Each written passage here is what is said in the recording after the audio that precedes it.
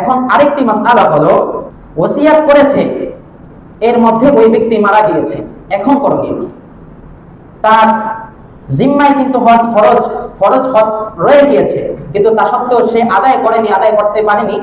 এক্ষেত্রে পরিবার তার পক্ষ থেকে তার যে সম্পদ রেখে গিয়েছে তোর মধ্যে 3/1 সম্পদ, এতটুকু সম্পদ আছে 1 ভাগ, যে সেটা দিয়ে হজ আরেকজন হজ তার পক্ষ থেকে আদায় করতে পারে, তাহলে এই ওসিয়াতটা আদায় করা তার পরিবারের জন্য ওয়াজিব।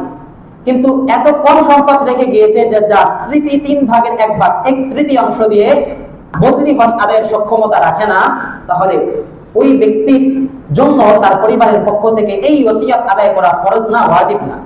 কিন্তু একটি প্রশ্ন হলো, যেই বাবা যেই মা আমাকে এত কষ্ট করে লালন পালন করছেন, ওই সন্তান যদি আর্থিকভাবে সক্ষম হয়, তার জন্য উচিত হলো তার বাবার পক্ষ থেকে, তার মায়ের পক্ষ থেকে, তার আত্মীয় স্বজনের পক্ষ থেকে বদলি হজ আদায় করা দেওয়া।